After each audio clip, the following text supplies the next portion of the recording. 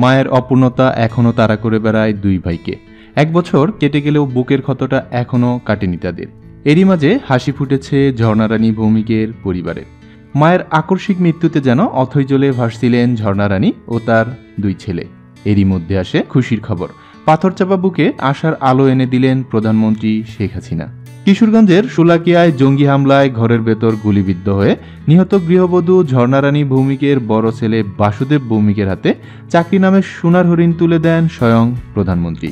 রোববার দুপুরে প্রধানমন্ত্রী শেখ হাসিনা তার কার্যালয়ে বাসুদেবের হাতে এনআরবি গ্লোবাল ব্যাংকের সহকারী অফিসার পদের চাকরির নিয়োগপত্র তুলে দেন।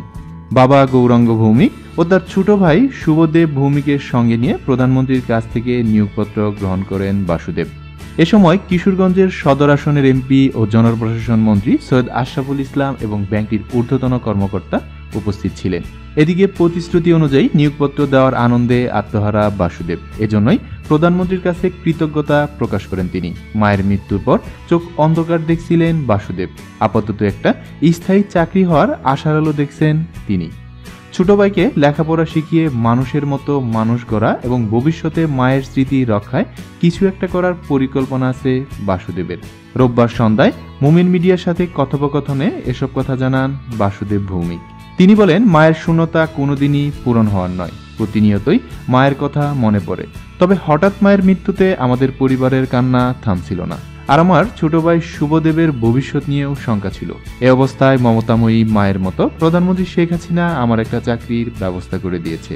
আমরা প্রধানমন্ত্রীর কাছে চিরঋণী হয়ে থাকব। কিশোরগঞ্জের ঐতিহাসিক শোলাকিয়া ঈদগাহর পাশে চর শোলাকিয়া মুফতি মুহাম্মদ আলী জামে মসজিদের সামনে ঈদুল ফিতরের দিন ভয়াবহ জঙ্গি হামলার ঘটনায় 2 পুলিশ সদস্য ছাড়াও গুলিতে নিহত হন ওই এলাকার গৃহবধূ ঝর্ণা ভৌমিক।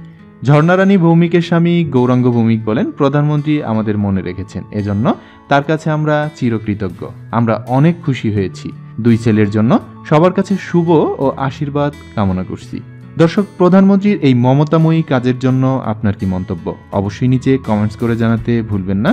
চারিদিকে ঘটে যাওয়া সব খবর সবার আগে পেতে আমাদের চ্যানেলটিতে সাবস্ক্রাইব করে সাথেই থাকুন।